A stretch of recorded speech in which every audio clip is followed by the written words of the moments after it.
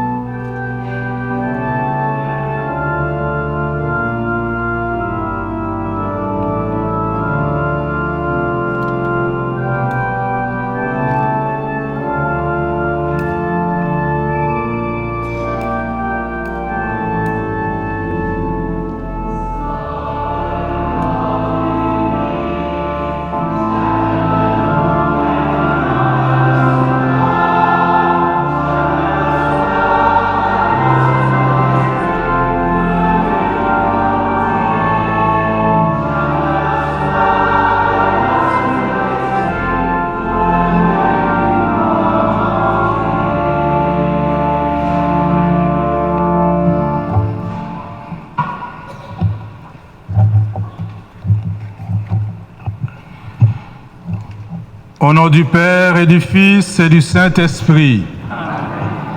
Que le Seigneur vous comble de sa sagesse et qu'il soit toujours avec vous.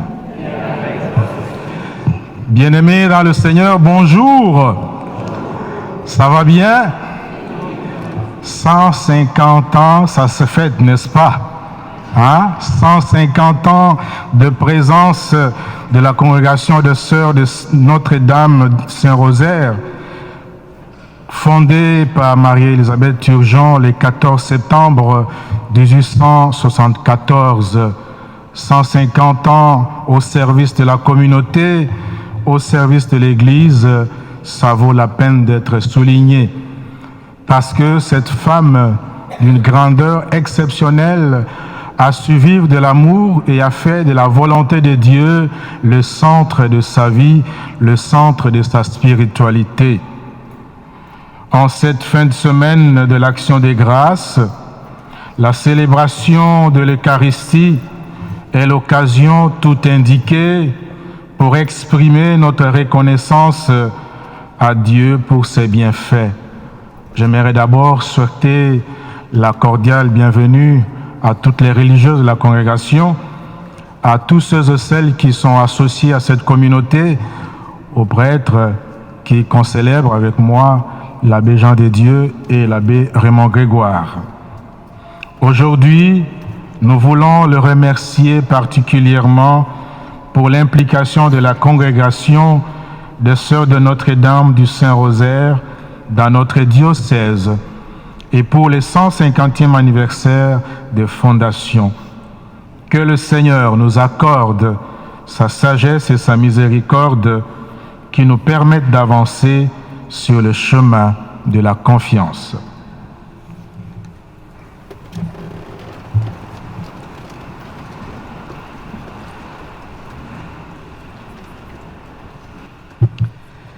Trois personnes viendront intervenir. Alors d'abord, il y aura Sœur Lina Thériault de la Congrégation des Sœurs de Notre-Dame du Saint-Rosaire. Elle viendra nous présenter la fondatrice de la congrégation, Sœur Élisabeth Turgeon. Par la suite, Sœur Jeannette Beaulieu se joindra à elle pour raconter les débuts de la présence des Sœurs à Saint-Lambert, dans notre diocèse. Puis nous entendrons le témoignage de Mme Nicole Côté-Ward.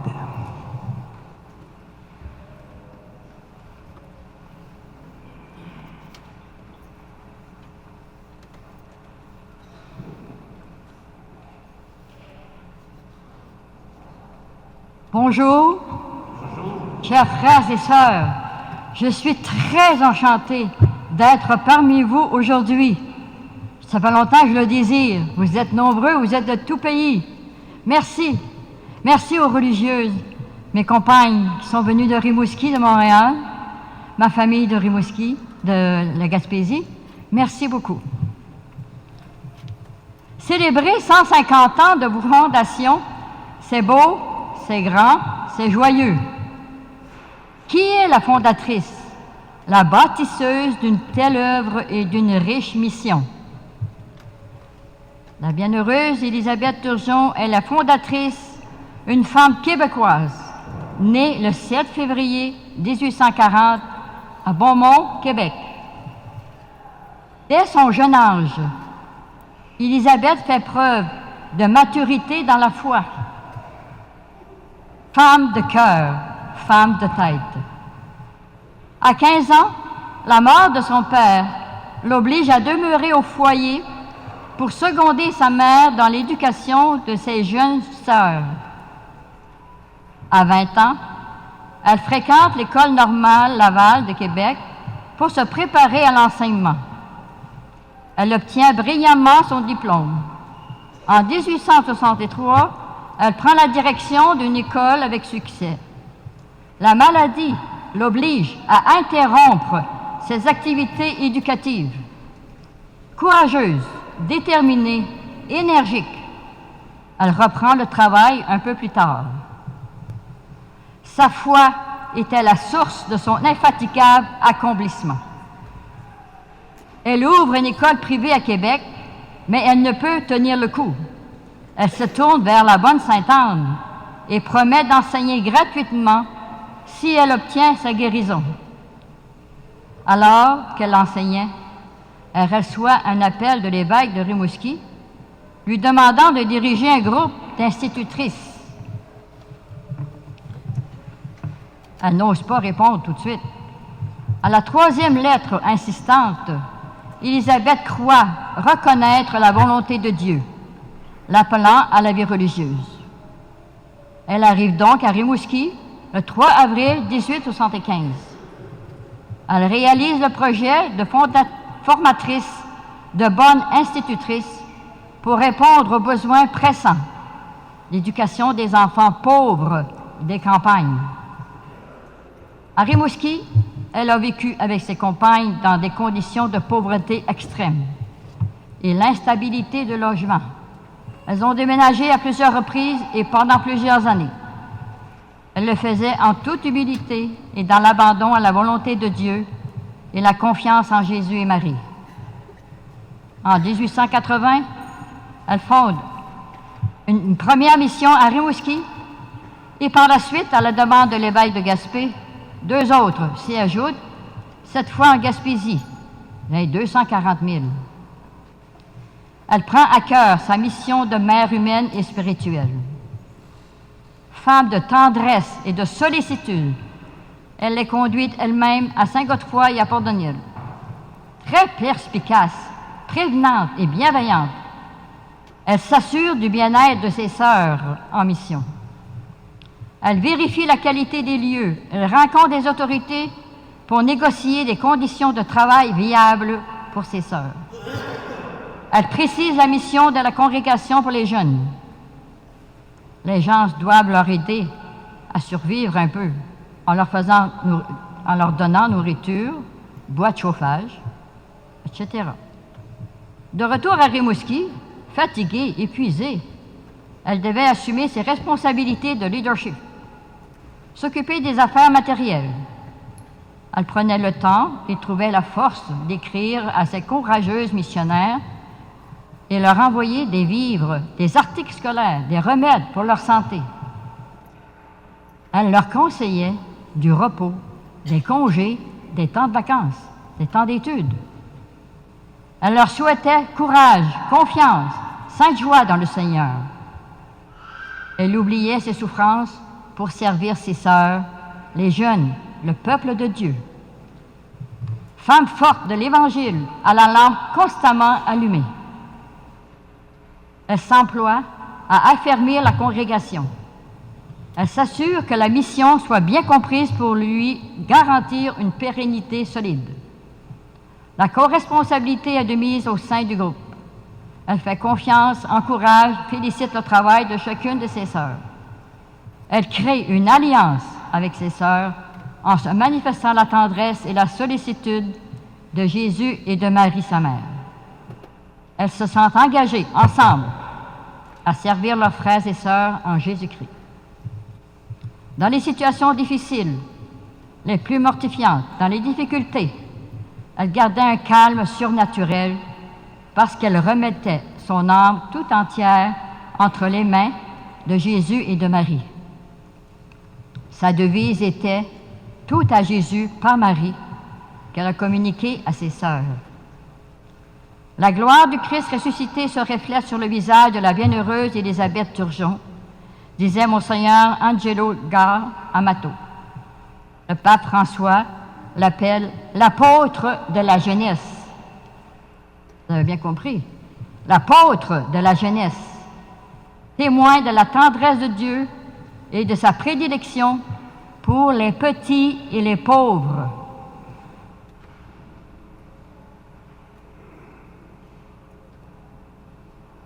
L'apostolat de Mère Élisabeth était animé par la foi, l'espérance et la charité dans une continuelle union à Dieu par la prière.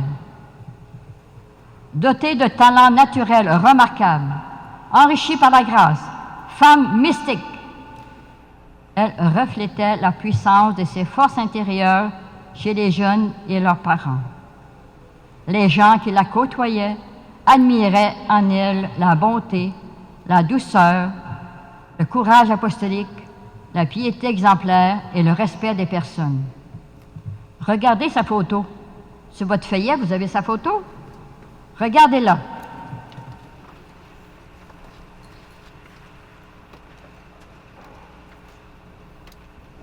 Ne voyez-vous pas sa douceur, sa bonté, sa tendresse? Tout reflète.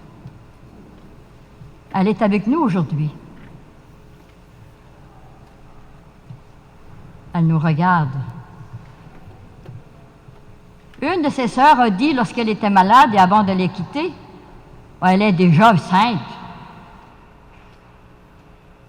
Femme forte de l'Évangile, avec la lampe allumée en toutes circonstances. Femme à saveur d'éternité, d'amour, de liberté. Mère Marie-Élisabeth portait en son cœur l'espérance d'une mission réussie, d'un avenir florissant de grâce, de joie, d'amour. Femme convaincue de la mission du Seigneur, convaincante. Imaginez-vous 6 ans de vie pour bâtir et consolider une œuvre de 150 ans et plus. Vive la bienheureuse Élisabeth Turgeon.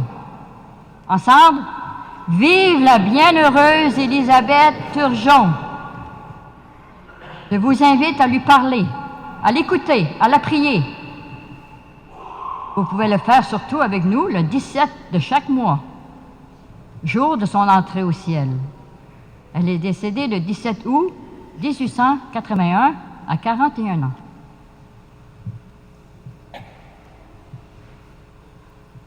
Vous tous qui éduquez et instruisez, vous brillerez dans l'éternité, dans le ciel.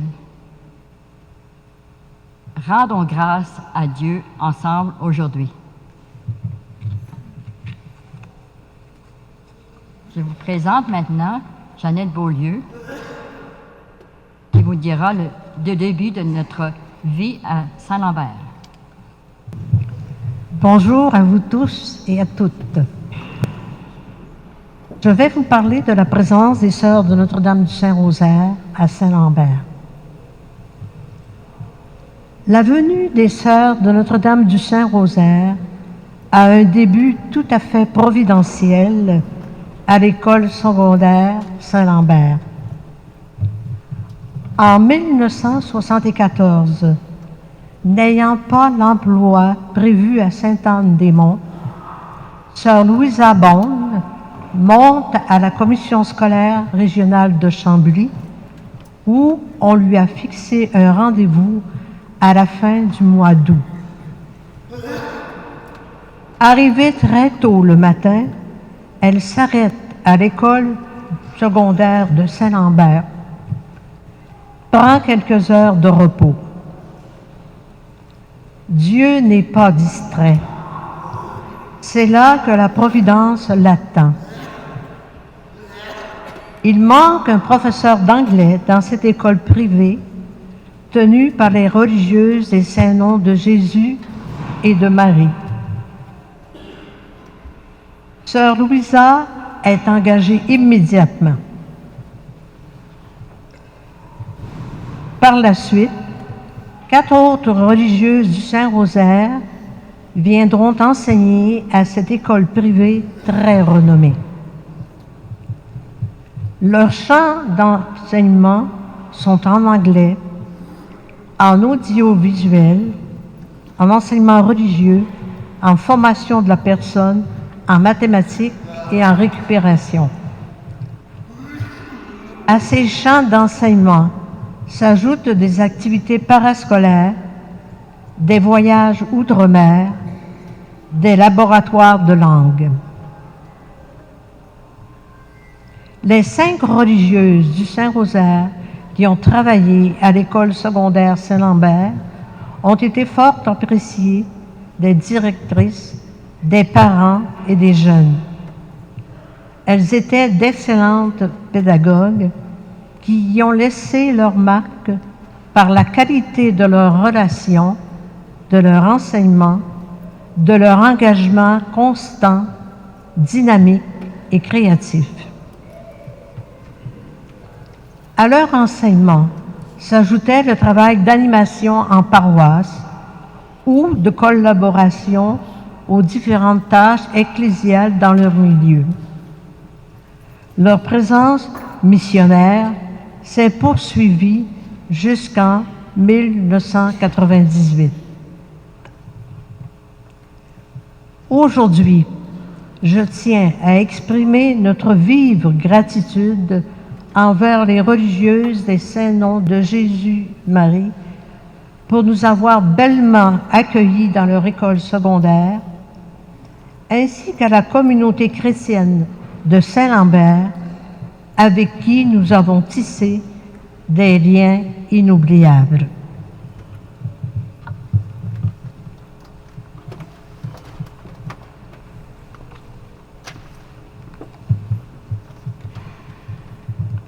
En 1986, la congrégation a ouvert une résidence à Saint-Lambert dans le but d'élargir la mission auprès des jeunes. Quelques sœurs ont bâti ensemble un projet communautaire ayant comme priorité la formation et la culture du jeune. Ce nouveau lieu permettait aux jeunes de se rencontrer en plus grand nombre, de réaliser des projets diversifiés, adaptés à leur âge, d'inviter des personnes ressources dans un lieu plus convivial qu'un appartement. Ce sera un lieu de développement personnel et social, de cheminement humain et spirituel. Cette résidence a aussi permis d'accueillir d'autres personnes, soit de la congrégation, de réaliser des animations avec les associés engagés dans notre mission. Nous recevions avec aussi des laïcs de l'extérieur en consultation médicale dans les hôpitaux de notre territoire. Notre projet communautaire était diversifié. Je laisse maintenant la parole à Mme Nicole Côté-Orr, qui a travaillé avec nous. Elle vous livrera son témoignage.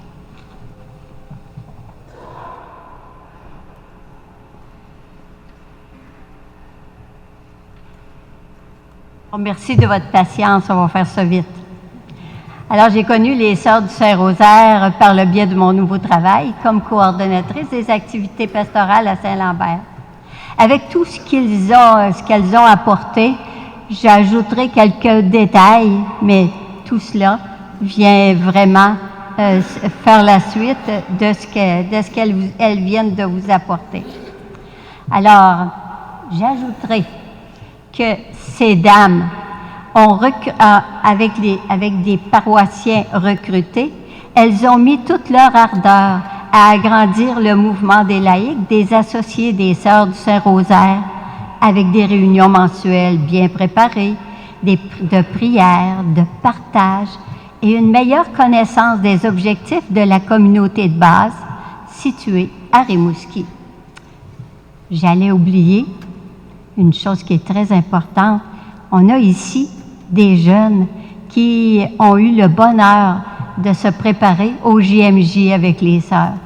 C'était une très belle réalisation. J'ai aussi eu l'occasion de voir de ces femmes qui se sont données pour mission d'écouter et d'accompagner les familles.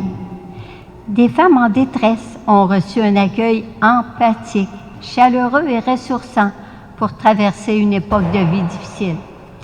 En ce sens, les Sœurs de la Maison Mère à Rimouski ont été mises à contribution pour un accompagnement spirituel avec une prière assidue. Somme toute, depuis 150 ans de don de soi, d'écoute, d'aide de tout ça, ces femmes ont donné leur vie, leur ambition et leur talent. Vous avez remarqué. Avec un grand souci de plaire à Dieu, au Dieu de leur jeunesse, certes, mais aussi avec un désir de le faire connaître, de le faire aimer, de changer des choses dans la société par le biais de l'éducation, de leur engagement social, de leur façon de vivre et de leur grande disponibilité. Je vous en passe un papier. Élisabeth Turgeon, vous aurez été une visionnaire pour l'éducation des jeunes, pour faire s'épanouir une société qui avait grandement besoin d'âmes généreuses, qui ouvrent le chemin, qui allument et éclairent de nouvelles possibilités. et qui nous rendent fiers de vous avoir à nos côtés. Merci, Élisabeth.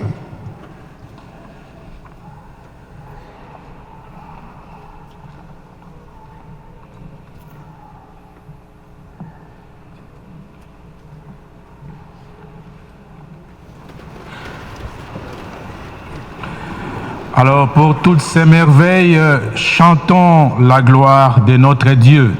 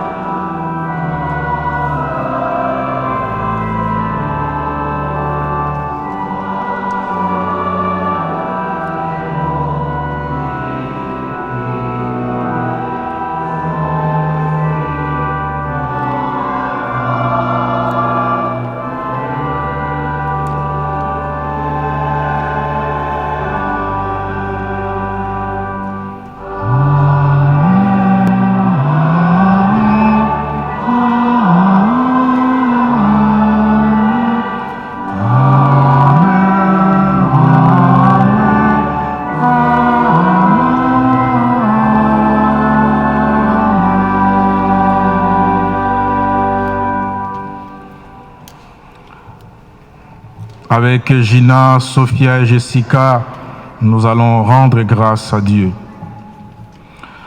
Prions le Seigneur.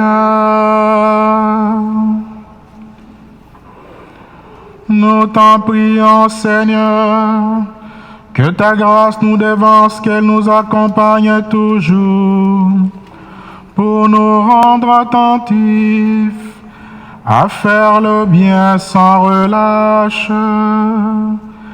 Par Jésus-Christ, ton Fils, notre Seigneur, qui vit et règne avec toi dans l'unité du Saint-Esprit, Dieu pour les siècles des siècles.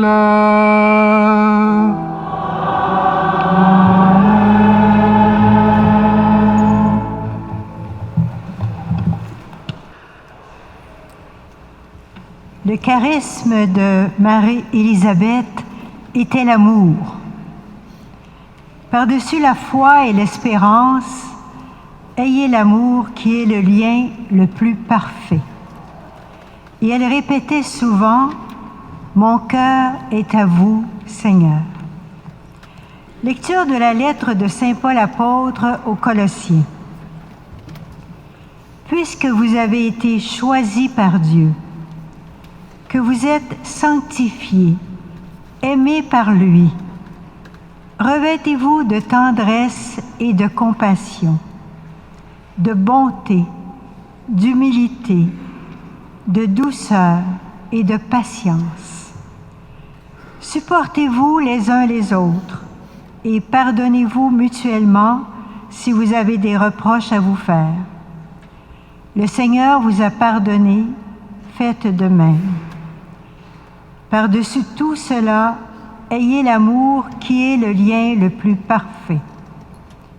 Et que dans vos cœurs règne la paix du Christ à laquelle vous avez été appelés, vous qui formez un seul corps, vivez dans l'action de grâce.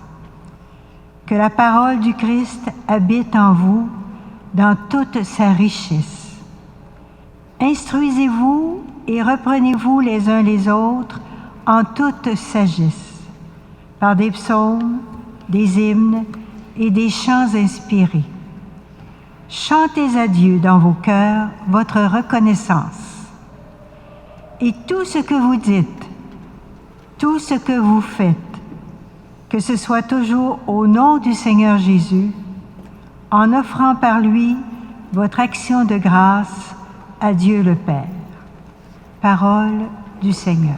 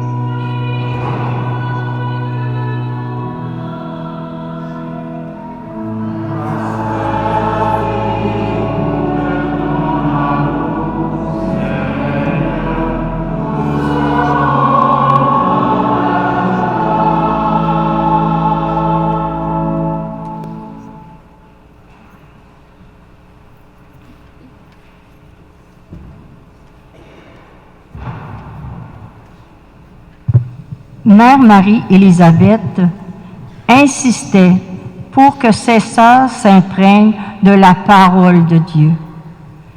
Elle l'enseignait et l'imprime dans le cœur de leurs élèves.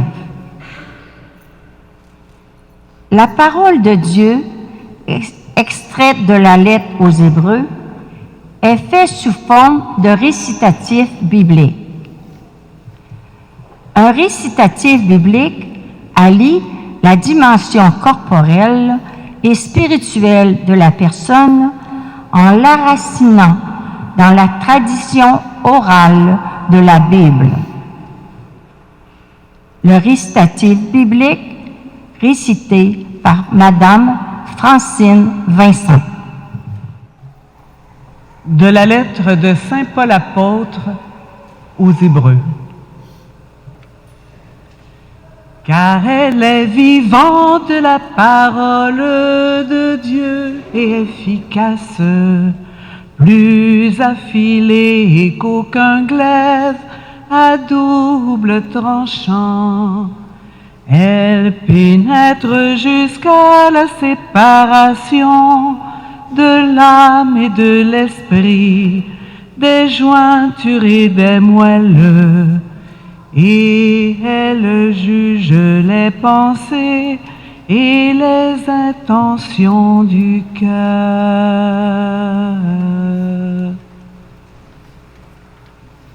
Parole du Seigneur.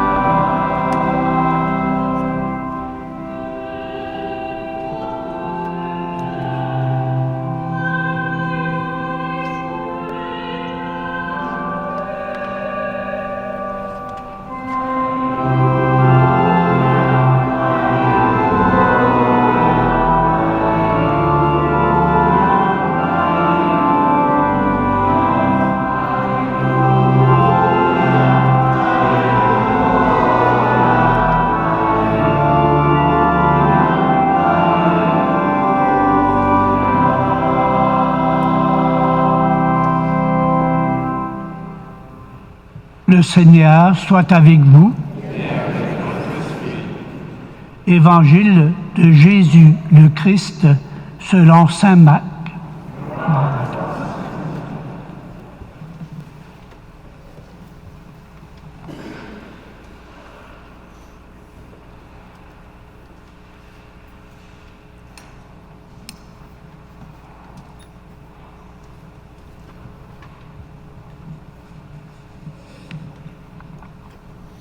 En ce temps-là, des gens se présentaient à Jésus des enfants pour qu'il pose la main sur eux, mais les disciples les écartèrent vivement.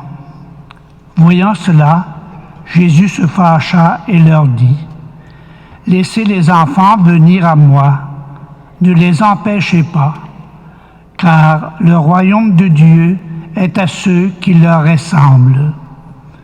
Amen, je vous le dis, celui qui n'accueille pas le royaume de Dieu à la manière d'un enfant n'y entrera pas. » Il les embrassait et les bénissait en leur imposant les mains. Acclamons la parole de Dieu.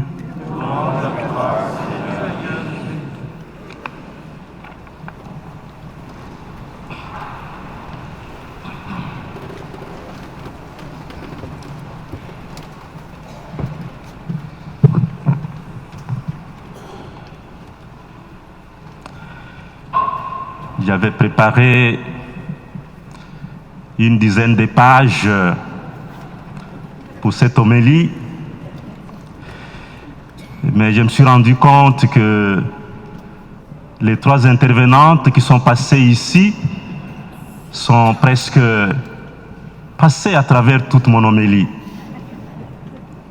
Du coup, je me dis, je vais essayer d'aller ramasser quelques éléments qui ont peut-être manqué dans ce qu'ils nous ont présenté. D'abord, mon lien avec la congrégation. J'ai travaillé à Saint-Lambert pendant 10 ans. Et pendant les 10 années de ma présence à Saint-Lambert, j'ai dû collaborer avec les sœurs de la congrégation de Notre-Dame du Saint-Rosaire. J'avais eu même le privilège d'être invité à la béatification de la fondatrice à Rimouski. Alors oui, ce dimanche, nous faisons action de grâce pour les nombreux fruits de la terre. Nous rendons grâce à Dieu pour les 150 ans de vie, 150 ans de suivance, 150 ans de service au sein de l'Église de Dieu. La bienheureuse Élisabeth Turgeon avait préféré la sagesse de Dieu plus que tout autre privilège mondain. De son jeune âge, elle est tout de suite marquée par cette exhortation de Saint Paul qu'il fait à la petite communauté de Colosse.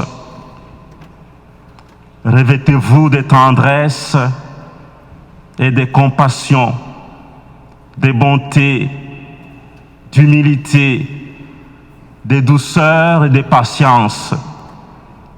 Supportez-vous les uns les autres et pardonnez-vous mutuellement si vous avez des reproches à vous faire. Avons-nous lu dans la première lecture. L'amour d'Élisabeth est fait de tendresse, sans aigreur, sans animosité. Elle avait appris à aimer en se laissant elle-même aimer. Elle se donne avec ardeur à l'instruction et à l'éducation des pauvres et des plus petits. Pour elle, la parole de Dieu était une question d'habitation. Elle avait accueilli la parole en se laissant habiter par elle et en habitant elle-même cette parole. Elle fait tout au nom du Christ et pour le plus grand bien des petits. Nous pouvons donc dire que le Christ était au centre de ses préoccupations quotidiennes. De la sorte, l'enseignement devenait pour elle une forme d'antidote à l'oubli, une forme qui lui permettait d'aider la jeunesse à habiter leur monde et à participer à son développement. Naturellement, nous avons tendance à laisser le petit Dieu de nos idées prendre le dessus sur celui de Jésus-Christ. C'est pourquoi il est essentiel de réentendre toujours la proclamation de l'Évangile qui nous permet de retrouver notre place et de laisser à Dieu sa place. Une anecdote, un père du désert disait: la nature de l'eau est tendre, celle de la pierre est dure. Mais si l'eau ne coule pas constamment, goutte à goutte, elle ne va pas creuser la pierre. Mais si elle coule constamment, elle creuse la pierre peu à peu, et cette dernière devient une vasque qui retient l'eau. De même, la parole de Dieu est tendre et notre cœur est dur. Mais celui ou celle qui entend fréquemment la parole creuse son cœur pour accueillir la présence de Dieu.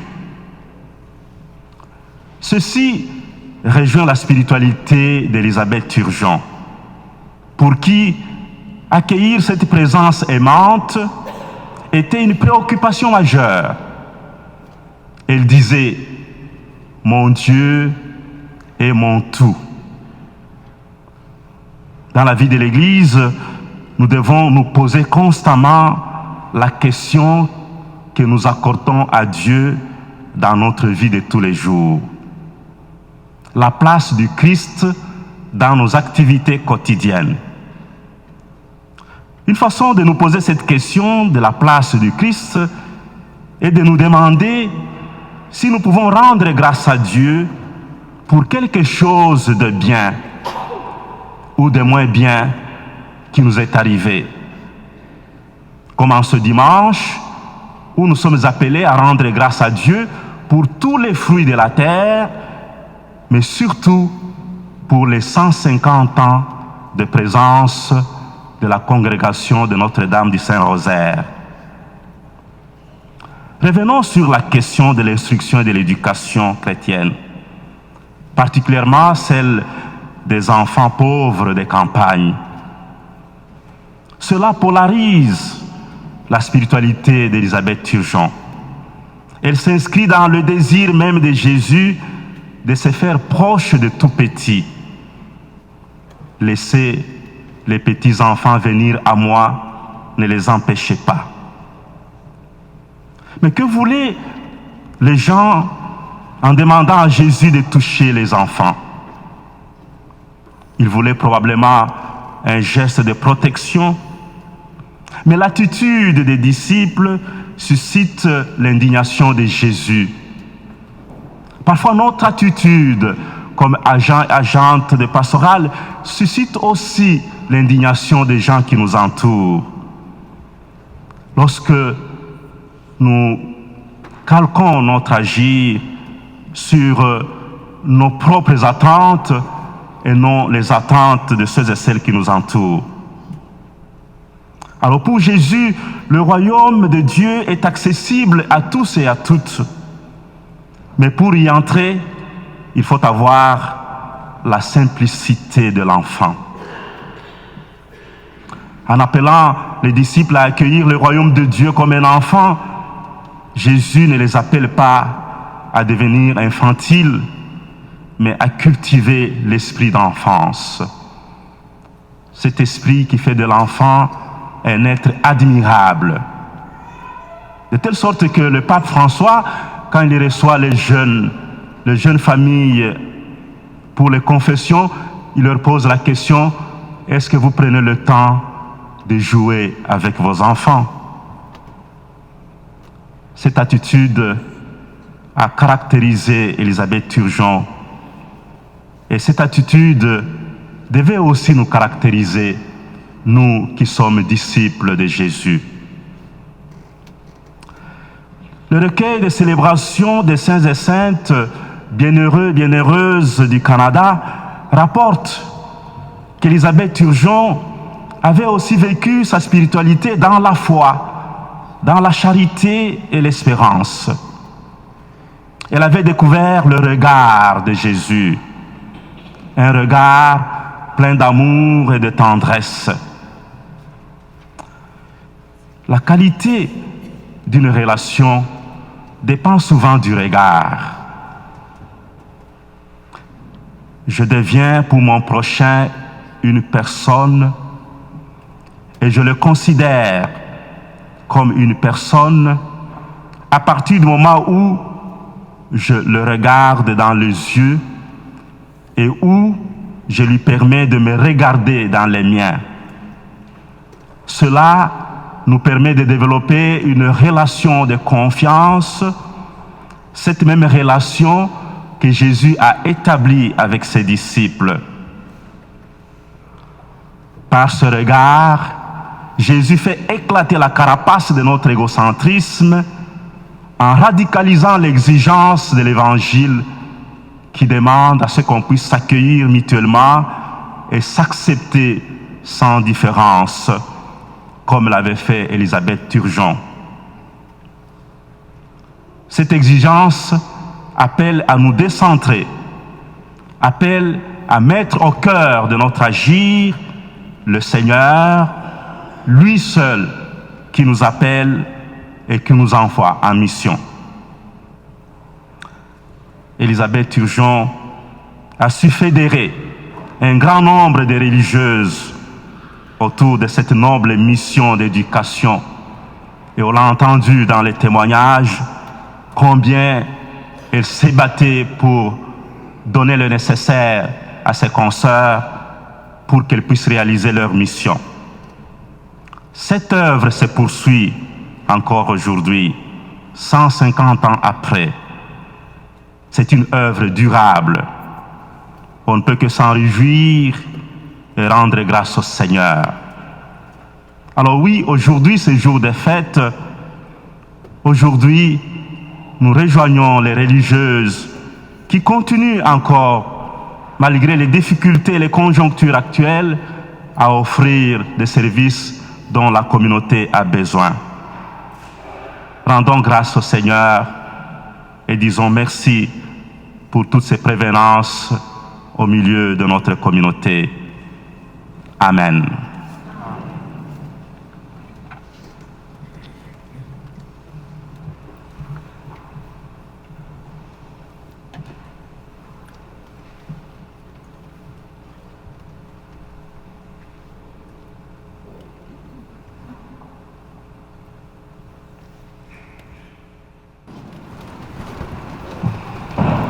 Professons ensemble notre foi. Je crois en Dieu, le Père Tout-Puissant, Créateur du ciel et de la terre, et en Jésus-Christ, son Fils unique, notre Seigneur, qui a été conçu du Saint-Esprit, est né de la Vierge Marie, a souffert sous Ponce Pilate, a été crucifié, est mort et a été enseveli, est descendu aux enfers.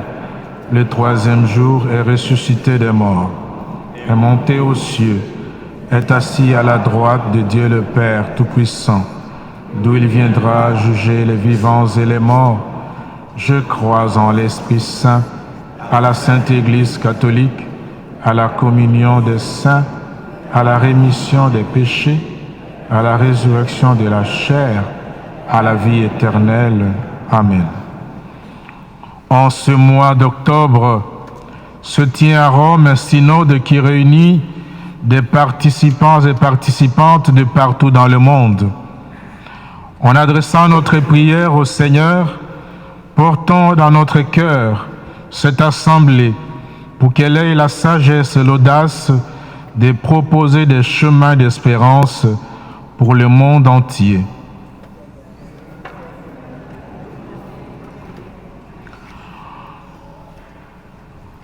En nous inspirant de la vie de la bienheureuse Élisabeth Turgeon, présentons à Dieu nos demandes.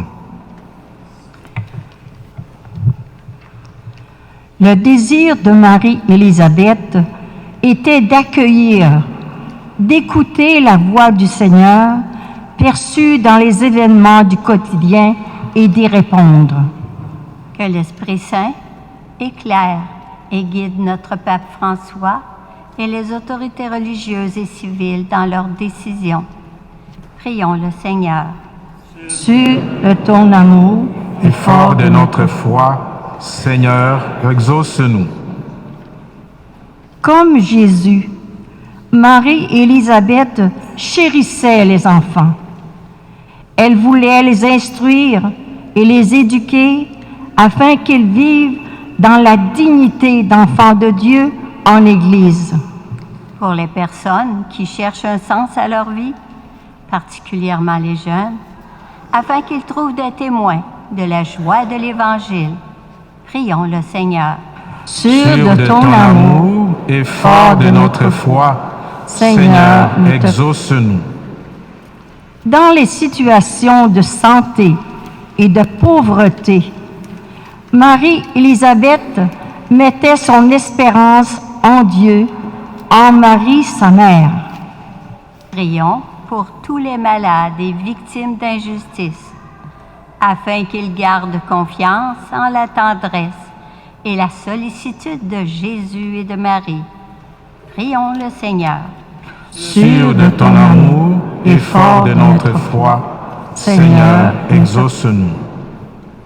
L'amour et la joie de l'Évangile unifiaient la vie d'Élisabeth.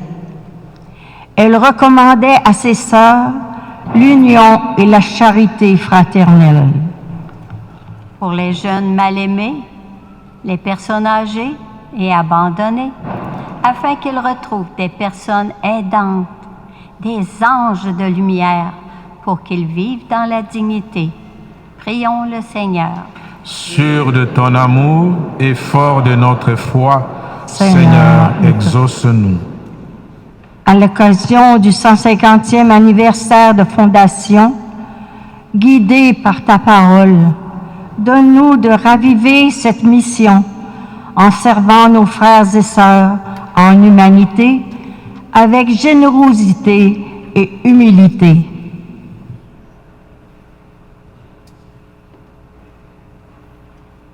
Que ce jubilé soit pour la congrégation des Sœurs de Notre-Dame du Saint-Rosaire, soit une source profonde de renouvellement spirituel, les inspirant à poursuivre avec un zèle renouvelé leur mission dans l'unité et la communion fraternelle. Prions le Seigneur. Sûr de ton amour et fort de notre foi, Seigneur, exauce-nous. Dieu, notre Père, exauce notre prière. Par l'intercession de la bienheureuse Élisabeth Turgeon, dispose nos cœurs et nos mains à bâtir un monde plus fraternel. Nous te le demandons par Jésus, ton Fils, notre Seigneur.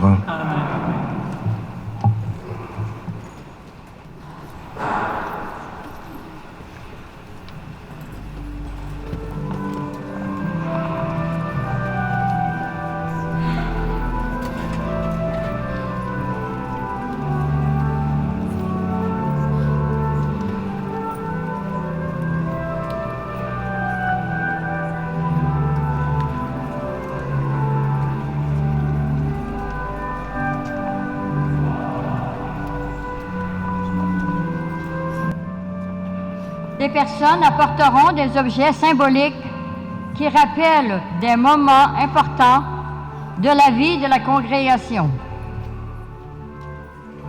Un livre intitulé « Un rêve inouï ». Ce volume raconte l'alliance d'amour de notre bienheureuse Mère Marie-Élisabeth avec ses sœurs et avec des milliers de jeunes.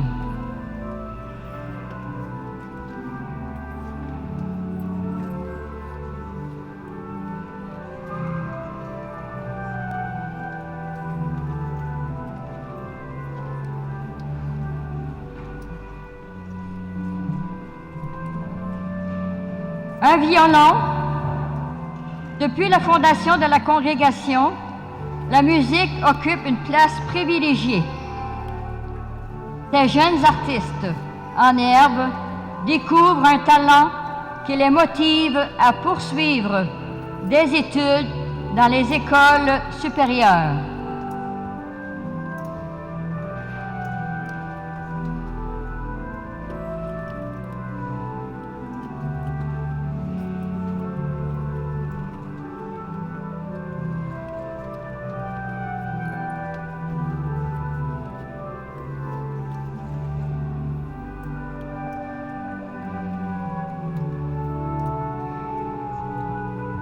Le guide de la flore laurentienne du frère Marie-Victorin, les clubs des jeunes naturalistes dans des projets de vie et les camps d'été dans la nature cultivent l'émerveillement et forment au respect de la vie, des arbres et de l'environnement. Les promenades, herborisations font partie du vécu des jeunes dans toutes nos écoles.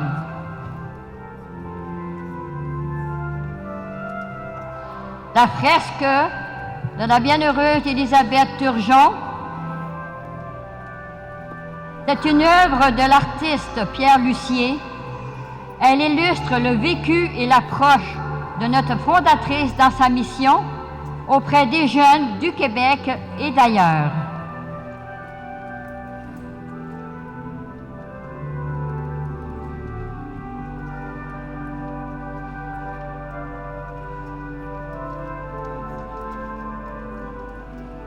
Le pain et le vin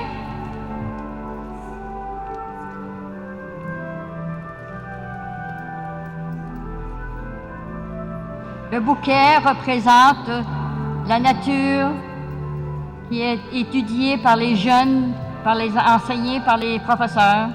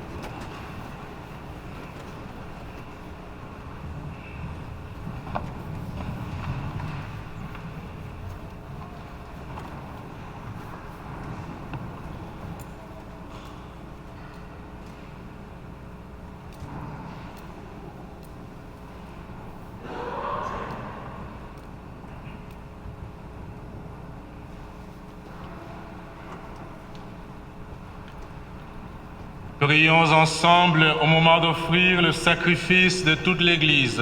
Pour la gloire de Dieu et le salut du monde. Accepte, Seigneur, nous t'en prions, le sacrifice que ton peuple consacré t'offre aujourd'hui en mémoire de la bienheureuse Élisabeth Turgeon.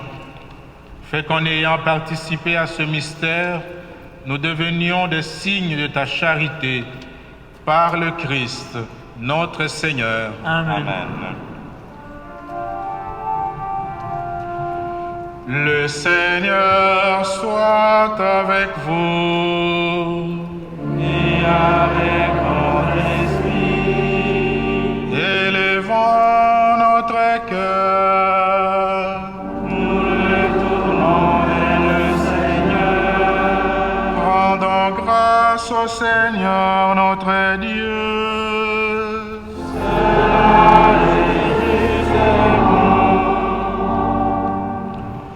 Vraiment, il est juste et bon pour ta gloire et notre salut de t'offrir notre action de grâce, toujours et en tout lieu, Seigneur, Père très saint, Dieu éternel et tout-puissant.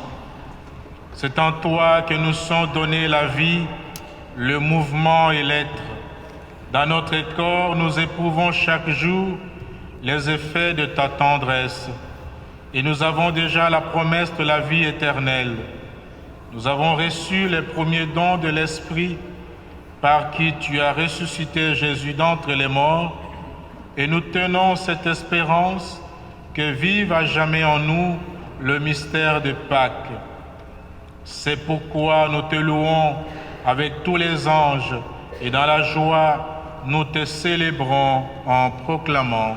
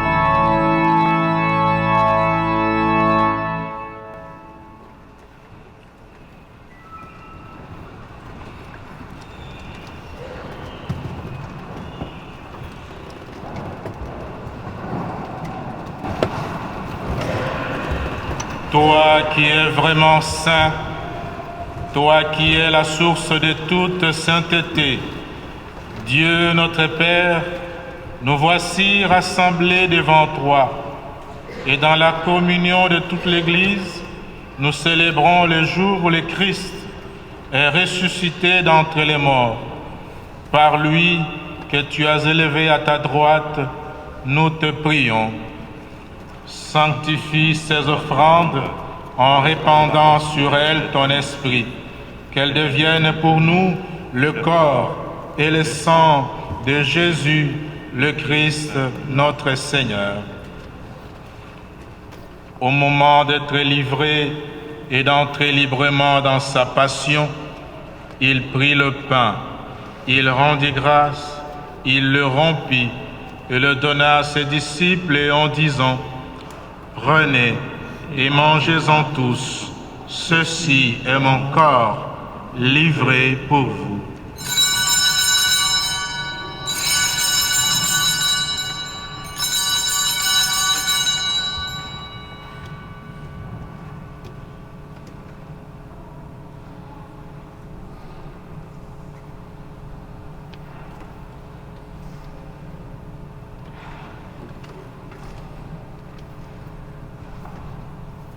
De même, après le repas, il prit la coupe.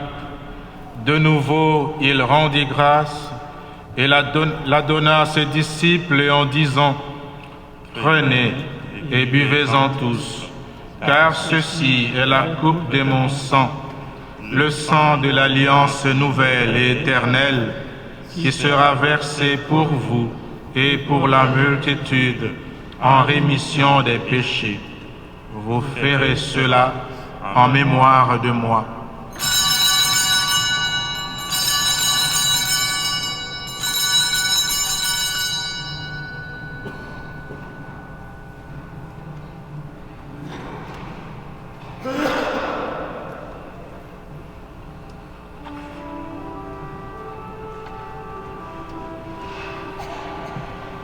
Il est grand le mystère de la foi.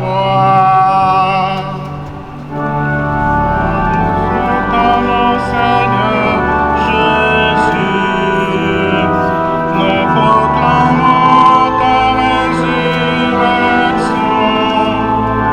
Nous attendons ta venue dans la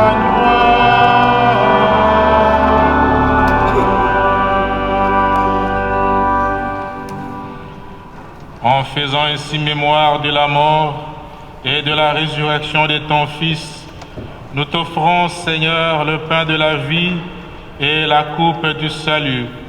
Et nous te rendons grâce, car tu nous as estimés dignes de nous tenir devant toi pour te servir. Humblement, nous te demandons qu'en ayant part au corps et au sang du Christ, nous soyons rassemblés par l'Esprit Saint en un seul corps. En action de grâce, avec Gina, Sophia et Jessica, souviens-toi, Seigneur, de ton Église répandue à travers le monde. Fais-la grandir dans ta charité, en union avec notre pape François, notre évêque Claude, et tous les évêques, les prêtres, les diacres et le personnel pastoral. Souviens-toi aussi de nos frères et sœurs qui se sont endormis dans l'espérance de la résurrection, et souviens-toi dans ta miséricorde de tous les défunts. Accueille-les dans la lumière de ton visage. Sur nous tous, enfin, nous implorons ta bonté. Permets qu'avec la Vierge Marie, la bienheureuse Mère de Dieu, avec Saint Joseph son époux, les apôtres, Saint Antoine de Padoue, bienheureuse Marie-Rose du Rocher, bienheureuse Élisabeth Turgeon et tous les saints qui ont fait ta joie au long des âges, nous ayons part à la vie éternelle et que nous chantions ta louange et ta gloire par ton Fils Jésus le Christ. Par lui, avec lui et en lui, à toi, Dieu le Père Tout-Puissant, dans l'unité du Saint-Esprit, tout honneur et toute gloire, pour les siècles des siècles.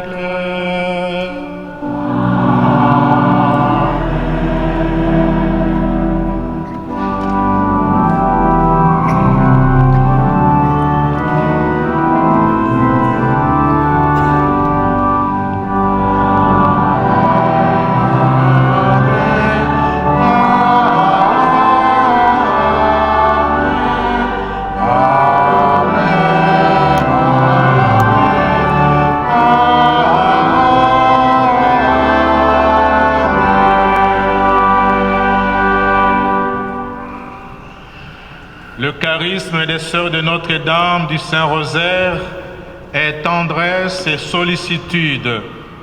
Nous vous invitons à poser la main avec bienveillance sur l'épaule de votre voisin, votre voisine, et à prier ensemble Dieu notre Père. Notre Père qui es aux cieux, que ton nom soit sanctifié, que ton règne vienne, que ta volonté soit faite sur la terre comme au ciel. Donne-nous aujourd'hui notre pain de ce jour. Pardonne-nous nos offenses, comme nous pardonnons aussi à ceux qui nous ont offensés. Et ne nous laisse pas entrer en tentation, mais délivre-nous du mal. Délivre-nous de tout mal, Seigneur, et donne la paix à notre temps. Soutenus par ta miséricorde, nous serons libérés de tout péché, à l'abri de toute épreuve, nous qui attendons que se réalise cette bienheureuse espérance, l'avènement de Jésus-Christ, notre Sauveur.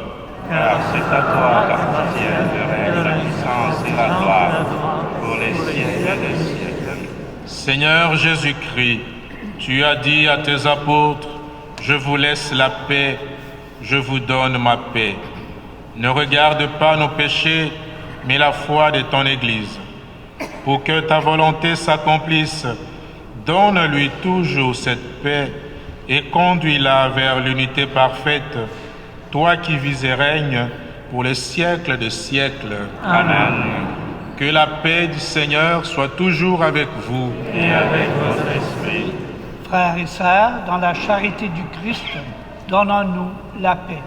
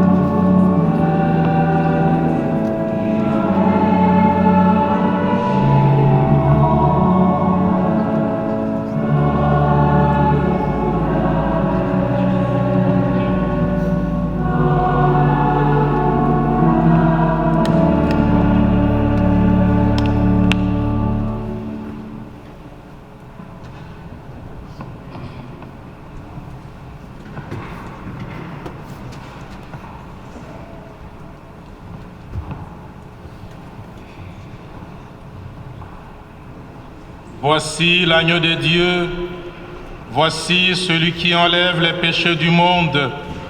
Heureux les invités au repas des noces de l'agneau.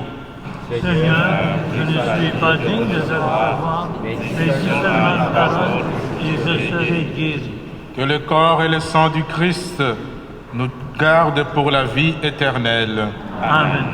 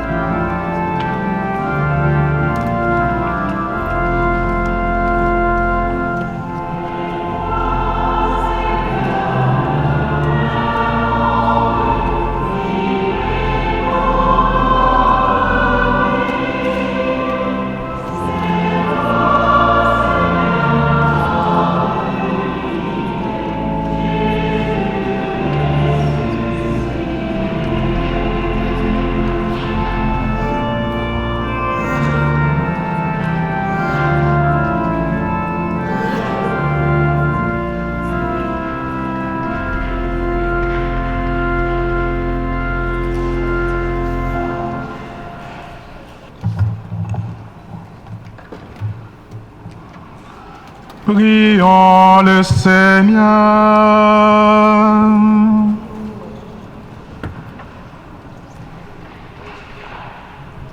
Dieu Tout-Puissant, fait que nous trouvions soutien dans ce repas sacré, pour qu'à l'exemple de la bienheureuse Élisabeth Turgeon, nous manifestions dans notre cœur et par nos actes la charité fraternelle et la lumière de la vérité.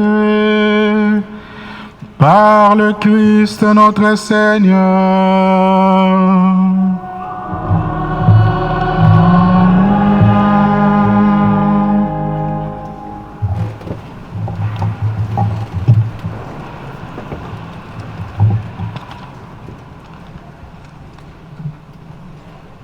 Alors, je vous partage quelques nouvelles de l'unité pastorale. Alors, la semaine prochaine, c'est le dimanche missionnaire mondial et pour l'occasion, il y aura la quête des peuples. Alors, chaque année, cette quête spéciale est effectuée pour le soutien à l'évangélisation des peuples à travers le monde. Alors, d'avance, merci de votre générosité. Ce jeudi, il y aura l'adoration mensuelle à l'église Sacré-Cœur de Jésus à 19h. Et dimanche prochain, il y aura aussi l'adoration mensuelle à l'église Saint-Jean-Vianney après la messe dominicale. Nous vous invitons à noter dans votre agenda la prochaine date. Le 8 novembre, dès 17h, ça sera la fête de l'unité pastorale. Alors, ça sera notre 3e édition. Dans les prochaines semaines, il y aura plus de détails dans les sommeillers. Et je vous partage une belle nouvelle pour la communauté de Saint-François-de-Sales de la paroisse La Visitation. Dans les prochaines semaines, les travaux de rénovation du centre débuteront. Enfin, à ce stade-ci, nous n'avons pas la date exacte du début des travaux, mais on aura plus de détails la semaine prochaine. Alors, comme vous vous en doutez, les travaux amèneront leur lot de désagréments, mais momentanés. Mais tout ceci est pour une grande joie. Et je tiens à remercier toutes les personnes qui contribuent d'une manière ou d'une autre au projet des rénovations. En terminant, et avant de passer la parole à Sœur Lina, au nom de la paroisse Saint-Antoine de Padoue et au nom de l'équipe pastorale, je tiens à remercier tous les intervenants à la célébration et particulièrement les sœurs de Notre-Dame du Saint-Rosaire de votre présence. Merci beaucoup.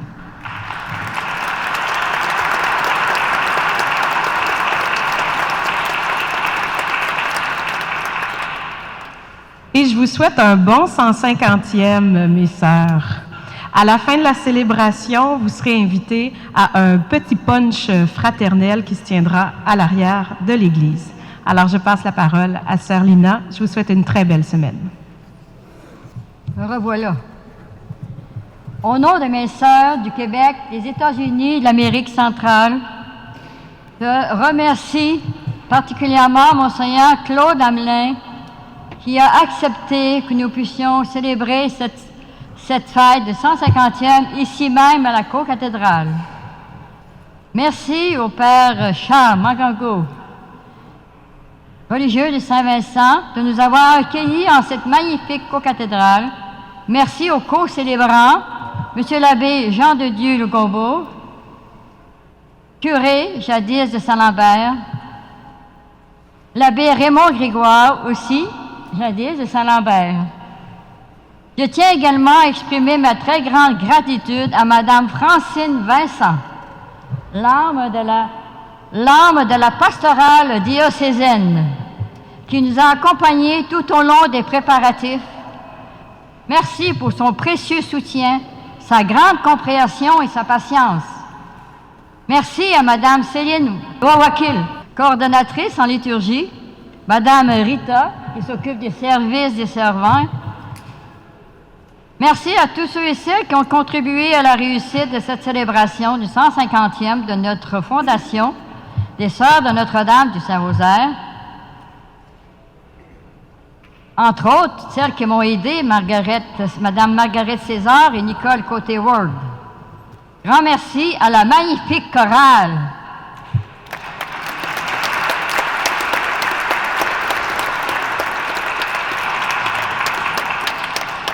Madame Sophie de Cruz et l'organiste Madame Gabrielle Tessier.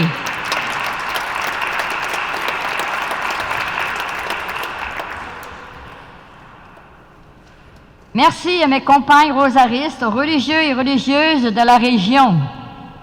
Merci aux membres de ma famille ici présents, fidèles à ce grand rassemblement.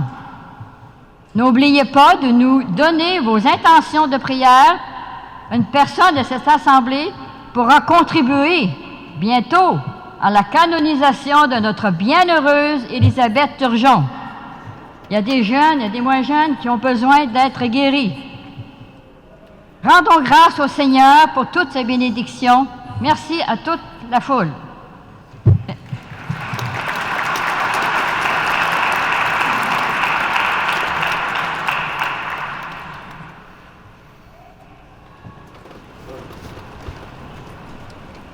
Je salue aussi la présence des sœurs de la congrégation Notre-Dame, sœur Lorraine Casa et compagnie. Merci pour votre présence. Le Seigneur soit avec vous. Que Dieu Tout-Puissant vous bénisse, le Père, le Fils et le Saint-Esprit. Allons dans la paix du Christ. Nous rendons grâce à Dieu.